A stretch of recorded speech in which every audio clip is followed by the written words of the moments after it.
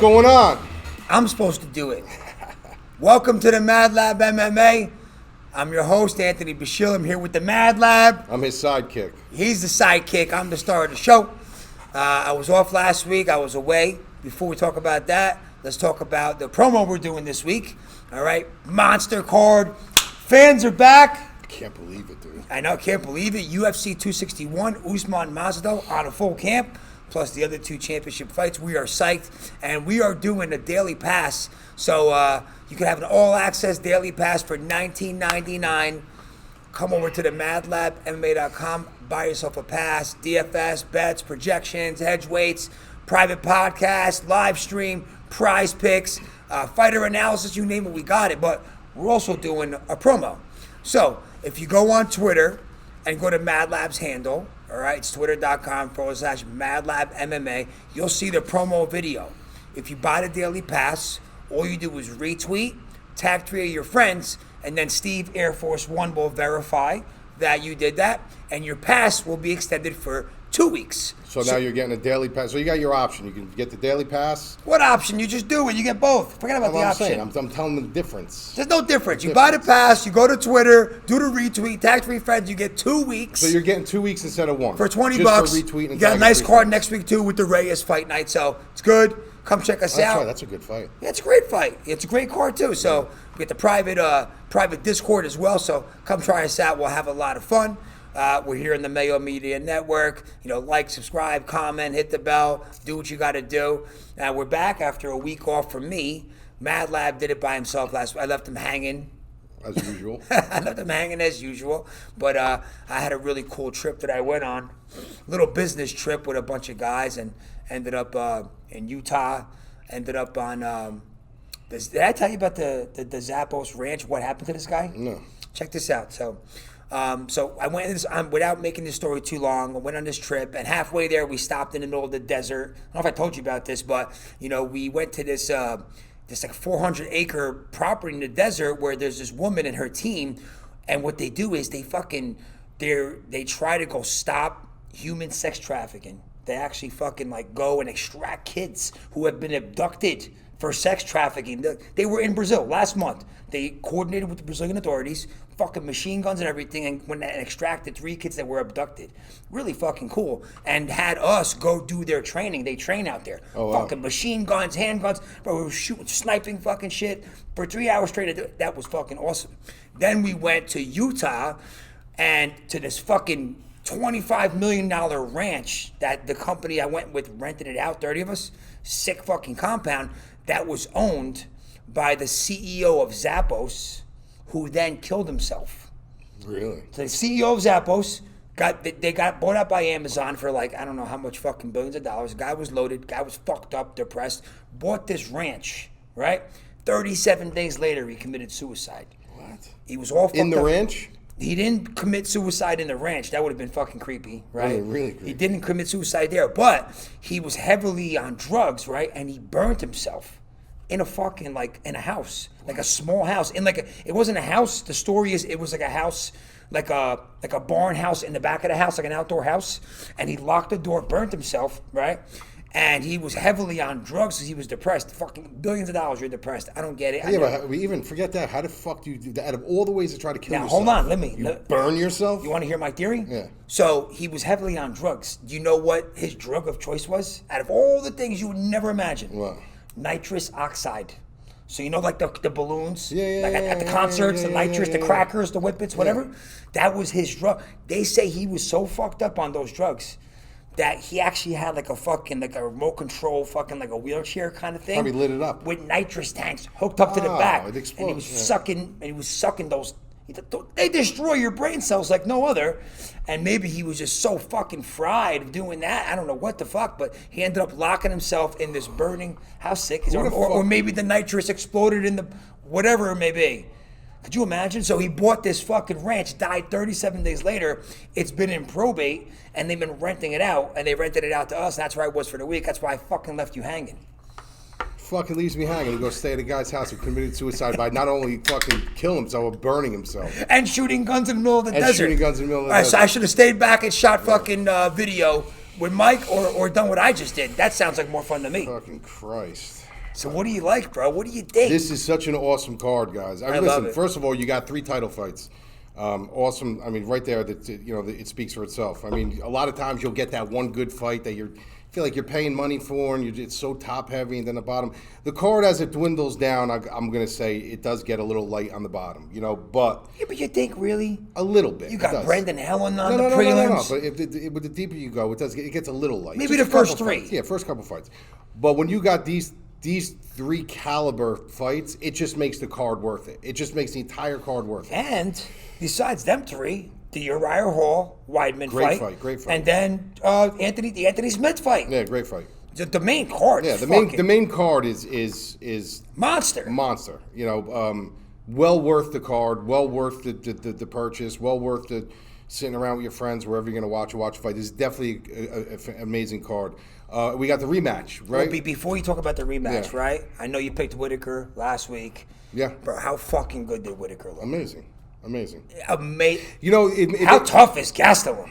He's tough as nails, Bro, But you don't. How do you not go down from those? But you don't win on toughness. I know you That's don't, what I was but trying to just tell you him. gotta. I mean, you can. So he's 1-4 in his last 5. But he's gonna keep getting fights because of his toughness. Well, no, because of who he is. He's a good fighter. He is bro. a good fighter. He's not a bad. He's a good fighter. But like I said in previous past, when Whitaker ended up fighting Jared Cannonier, he's done. This is how quickly people forget. They forget how good somebody is. Yeah. Because you're only good as your last fight, right? So when he got sparked by Izzy, everybody right off the bat, all right, he won one, he's coming back, he's fighting. Jared Cannonier's going to knock him out the world. He's done. Look at him. What would you say now if you saw after that performance he fights Jared Cannonier? What would those odds be? What would you say? You got to take yourself out of that wheelhouse of, a guy got knocked out, he's done. Or you got to take yourself out of that. I understand that philosophy, you're only good as your last fight. I do understand that. But you got to give the guy a chance to breathe again. And this guy looks like he's got completely new wheels. He looks refreshed, rejuvenated. He needed that break. Outstanding. Yeah, he needed that break. Now let me ask you a question before we go on to this, right? Who deserves the shot at Izzy right now, him or Vettori? Vettori does. Okay. Now, let's say Vettori fights Whitaker. Who you pick? Vettori. Wow. Really? Yeah. Really? Yeah. After watching that performance? Yeah, it's not. I think it's the matchup. The way I'm looking at it right now, it's the matchup. It's the matchup. What a great fight that is. Because you're going to have a guy that fight's going to be made. But you're going to have a guy that's not going to stay on the outside. Yeah. He's not going to be Izzy staying on the outside. He's not going to be Gastelum staying on the outside. This is a kid who's going to be bullish and bull his way on the inside and try to take it to the ground and try to grab it. Not that listen, as of right now, as a soft prediction right now, I would be picking Vettori. Wow. As a soft prediction. Before analyzing everything. Because I would pick Whitaker right now after watching his last 2 performances. Right? Who did he start? But Vettori, I'm telling you, Vittori's got a lot, and you got to remember. And he's Italian. I'm all about him. Yeah, but you got to remember, the kid is still growing. I know. Not in size. I'm thinking he's growing in talent. The kid is still growing. He's still got nuances you could toss into his game, little wrenches. The kid is good. He's durable. He's got good cardio. And he's determined. You know what I mean? And he can crack. Yep. He's not just like that bullish kid that's going to rush in. He's got talent. He's got skill. He's got a bunch of tools in his tool bag. He's got conditioning. He's durable, and he can crack. Dude, the kid's talented. So as of right now, I would say a soft prediction would be Vettori, but that's like yanking hairs. Soft prediction for me is Whitaker. I fucking love that guy. But this fight is the rematch of Usman Masvidal. So now we can forget about all the bullshit with the camp, and I was on 1 week, and look, I went 5 rounds. You can go 5 rounds with somebody. Anybody can go. I mean, if you're durable enough and you can go 5 rounds, but it doesn't mean that you're going to look good during that fight. So he didn't look good in that fight. As far as after the second round, Masvidal was tired. Masvidal was gassing. You're fucking stripping, bro. I'm hot. Masvidal was gassing. So I get it. He was under the gun with the performance and with the conditioning, with the camp. Yeah, I get that. Not for nothing. He was trained. He was ready to go. I know he had a short camp, but he was training the whole time, waiting for. He was training. Let's not act like he came in cold. No, I'm not saying that. Yeah, I'm saying other people think that though. But I'm saying let's not think he was training the whole time. That's the way they're projecting this to be. Remember, they were trying to make that fight. It got very close until they put in Burns. Masvidal was training for the last fight. against Usman. Remember they were trying to contract him? Yeah. So it wasn't like he came in cold. No. Listen, first of all, you're always training Right. somewhat. You're not just you fight and then you're done. Like you go home, you eat fucking potato chips. You're always in the gym. You're always training. You're helping other guys out in camp. You always have your feet in the water. You're just not dialed into that matchup, and you're not getting nitty gritty with it. But you're always training somewhat. So to think that when they say I only trained a week for this fight, I didn't have a full camp. Listen, I get it, but the fact of the matter is this. This is the way you got to look at this fight, and this is the way, because I went back and forth with this fight a little bit. I really gave Masvidal the benefit of the doubt. I gave Usman the benefit of the doubt. I really laid it out on paper. I watched the film. You could take the camp and you could throw all that out of the window, okay? But the fact of the matter is you cannot gain skill sets like you can gain conditioning. Conditioning, you could do 12 weeks, you can run, you could do mountains, you can go up to Big Bear, you can do what you want, you can get your wind up and get your lungs going. Not for nothing. You're hogging up the screen over here. I'm on the edge of the bed over here. Thank you. So, when you look at both of these guys, you got to look at, and I look at it, I think about this like the evolution chart almost, so where have they come from? All right, you have Masvidal, who the reason why he honestly is so inflated with his character and his personas, let's be real here, is because he comes from that backyard street fighting, the Kimbo Slice tapes, right. this and that. So, and I like that. Bush likes that. We all like that. We all like that story. The kid was a street fighter. I like exactly where you're going with this because I agree 1,000%. He's a tough kid. He's a tough kid. He can fight. Mentally, fan favorite. Mentally, it's because you can relate to him. Mentally, it's a huge thing because if you're fucking fighting in the street and you're street fighting, you're not walking into a cage, into an organized prize fight, nervous or because there's people. This kid's got the ice in his veins. I mean, this kid is not nervous about anything. But if you look at the evolution of his fights and you look at how he fights, he is very, very matchup predicated. He always has been, and you can't change that right now. Not with a 35-14 record.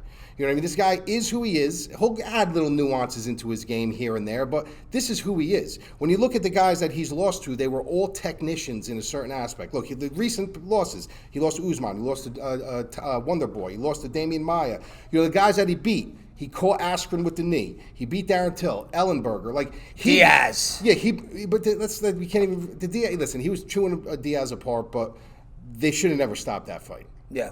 Because. But I'm saying that style. I was at that fight. But I'm saying that style. That's they're throwing. Right, and when you look at Diaz, when you look at Nate he's Diaz, overrated. Too. I think he's a good fighter, but he's overrated. He's a 500 fighter. Yeah. He's a good fighter, but he is kind of overrated because he beat McGregor. If you never beat McGregor, you wouldn't be humming his song as much as you are. You just wouldn't. I do also believe that he won the second fight. I personally think he won the second McGregor Very fight. close. Very close fight.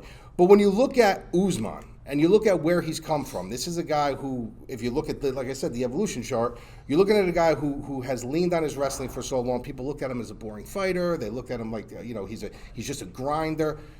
What he's done to his game in just the recent past with the jab that he now has, the range management, the distance, he's got popping. He is such a evolved fighter from when we knew him back when he was in the UFC Tough House to now. It's night and day, the fighter that this guy is. This guy just continues to rise. Look at his resume. Well, his resume is insane. Leon Edwards, Strickland, Maia, RDA, Woodley, Covington, Masvidal. I mean, it's a whole different. You got to remember, this is a guy who, the fight that he lost, he lost to Alex Caceres' brother. Since then, how long ago was that? But he hasn't looked back since. Yeah. He has not looked back since. He's been just starching people. And people who think, oh my God, he's boring. Look at his DraftKings numbers. I mean, really. Yeah. In his last 10 fights on DraftKings, 100 plus points 7 times. He had 194 against RDA. Okay? When you look at Masvidal the same thing. I mean, he's got a good balance. He's got 100 plus points, 5 of 10. Biggest was 126 because he got the bonus with the knee with Askren. All right, but you're looking at a stylistic matchup where Usman can match you anywhere. If you want to box with him, he's got the jab. He'll box with you. If you want to grapple with him, he will grapple with you. If you want to go conditioning with him, he will go conditioning with you. He has not shown any holes in his game. The only hole that I see in his game right now, I can see him in the future getting knocked out. I can. Burns rocked him in the first round. Right. I can see him getting caught and getting knocked out. I just don't think Masvidal's got to do it because he doesn't have enough threats. I mean, you think that Masvidal's going to get up if Usman gets on top of him? He's got good wrestling. He will get up. But with that getting up and with constantly having a guy on your hips and pushing you, it's wearing on you. And it depends where he gets taken down. You got to remember, Usman uses that jab to back you up against the cage. He's not taking you down in space. What a jab! It's amazing. He might be the best. One of the best jabs. It's phenomenal, and because he understands how to time it, he understands the range of it. You fight behind the jab. Fight behind the jab. You win your fight. You're a champion. You fight behind the jab. And the whole thing about his punching style is that people love the Gilbert Burns in that first round, right? Because he was loading up and he was just trying to tee you off. You don't need to load up. You just need to touch. Yep. And that's what Usman does so good. He touches you. He touches you. He touches you. He uses his accumulation, and that accumulation will eventually build. But he also catches you at the end of his punches. At the end of the punches. Range management. It's perfect range. Range management. So when you're looking at this fight, you got to look at it in a realistic mindset. You can't look at it as, well, he's fighting street Jesus, the bad motherfucker, making the videos, calling people out, going, all you do is talk, all you do is talk. That's all great, and it's fun, and it's entertaining. Yeah. But you got to look at this from a realistic mindset. Who has the tools in the toolbox that they actually know how to use? We all have these tools, but it doesn't mean we all know how to use them. Usman knows how to tie everything together at the right time, at the right moment, where Masvidal doesn't seem to have answers for certain things. So for me, the only way Masvidal wins this fight is, like you just said about a minute ago, he's got to catch him. And if he catches him and hurts him, then he's got to stand up, and he's got the patterns, he's got the striking patterns to knock him out, he has the power. I just don't see it happening. I just don't see it happening. I think this is going to be a rinse and repeat on Usman. I think he's going to, I actually think there might be a possibility that he can finish Masvidal in this fight. Yeah, I think and I'm so not too. saying that, and that's. I'm not saying it's going to happen, and it's a bold proclamation, but Usman wants to put a period on this. Last one went to distance, right? Yeah, went to distance. Yeah, he's like, listen, Masvidal, you're not just knocking Masvidal out. This guy's got to knock it. No, he's tough. He's tough. He's hard not to root for. You know what I mean? I see this majority of, if you do this 10 times on Usman wins, he's probably going to win by decision. But there's something about his mindset here. There's something about the way certain people rub you the wrong way. I really don't think he likes Masvidal. I don't think they like each other. I think that's a real thing. And I think he's going to go in to try to finish the fight. So what you're saying is be careful with the Usman by decision. I wouldn't do that at all. The only thing I would do with this fight right now is I would tie Usman into a parlay. That's the way I would do this. I would not take a prop. I think that the prop for him winning by knockout is like +2 something. I would not take it by decision. I would not do the over 4.5. I wouldn't touch a prop in this fight because the chances are, historically speaking, the guy's going to go probably and win a lopsided decision. But there is an element of me that's thinking that this guy's going to go in to put balls to the wall and really try to finish this kid. And if he does, why? Why? Well, I mean, the line is pretty fucking crazy. -420. I don't agree with the line, but I think the line should be. But but really though, do you not agree with that? Bro, 420 is a big line. You're talking. I mean, look, that's a big line. I just think that Usman. I mean, he's not a scrub, dude. Masvidal's not a scrub. Usman's elite. Yeah, he's elite, but look at Gilbert Burns. Gilbert Burns almost knocked him out. And let's be honest, he almost knocked him out. That's the fight game, though. But that's what I mean. So would you be willing to do? So what do you think? More like -300 it should have been. I would say -280, -300. -300 would be fair. -420 is a little high, dude. And I'm expecting that to come down a little bit. You're not going to lay the wood on that, but you would tie him into a parlay. Yeah, if you want to tie him into a parlay, I see that. Listen, the return on that's not going to be great. It depends who you're tying that parlay, in with. The return won't be great, but if you're going to do anything with that fight, just because you want to have some juice on it, then I would say tie it into a parlay. But I wouldn't fuck around with props on this fight. I really, really wouldn't.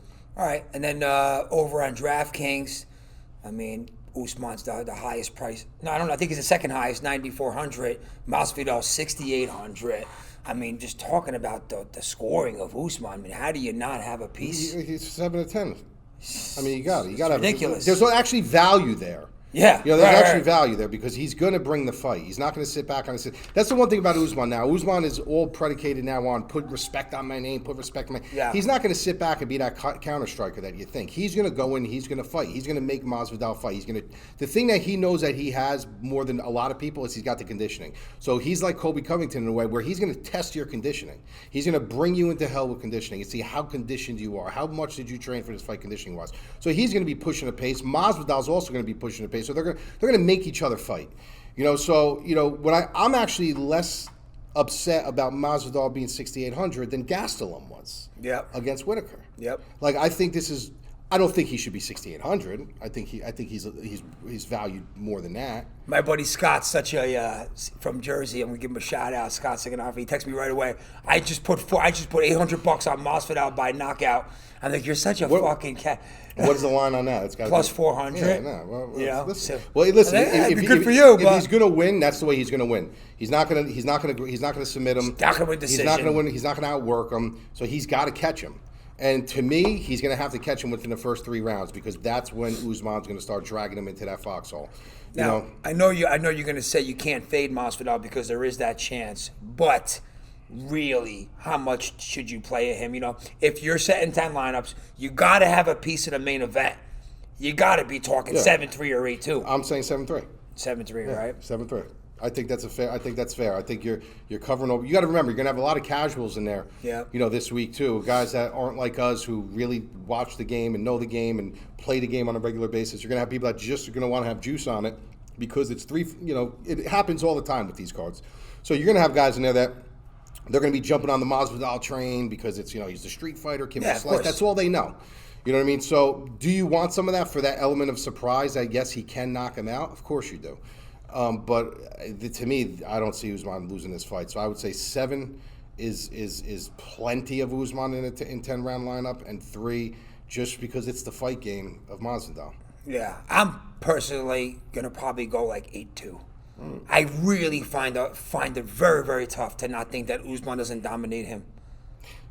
He's such a fucking amazing fighter, dude. He's one of the best, dude. He's elite level. Of course he is, dude. You know, I mean, like He's elite. way more. But at the end of the day, It's the fight game, and It's this a- year, listen. there's been already a lot of things went sideways this year. bro, already. it's wrong place. I always bring this fight up because I have to bring it up. When you look at Matt Serra versus GSP, you know, Matt Serra just caught him. Yep, And you know, he was even shocked when he won. He puts his hands up in the air. He does a backflip. it happens. It happens, you know. And then GSP ends up coming back and fucking ragdolls him, and you know, in the rematch. But it happens. So in order for us to be knowledgeable enough to know that, fading someone like Masvidal is just kind of foolish. It's almost like, you know, if they fought 10 times, right? I say 70% Usman. But they're 1 or 2 of those times, you probably get caught. He's gonna get caught. Right, you know what I mean? course. Like, it's the kind of volatile Look at what he Askren game fight. it is. I'm not saying that he wasn't going to beat Askren, but look at that fight right there. I mean, he just ran, he jumped in the air and caught him with a knee, and that was the end of that. Yeah, what if that fight went a couple rounds? What about if Askren started grappling with him? Like, you know, That's what you I mean. never saw it happen. You don't know. You really, Yeah. really don't know. I'm surprised he never had a rematch, to be honest with you. Askren ain't fighting nobody. But I'm saying ever again after when that. it happened, I I'm know. surprised he didn't have a rematch. Right? A little retribution he should have at least went Yeah. for, right? Yeah. So, all right, you heard it here. Don't forget again, the Daily Pass, $19.99. You could buy it. There'll be a link below. If not, just come to our site, themadlabmma.com. Go to Twitter. You'll see it on Twitter, twitter.com/madlabmma. And then do the promo. Tax-free friends retweet. You'll get the pass for 2 weeks. It's a great deal. You have a lot of fun together on Saturday watching the fights. And we'll see you soon.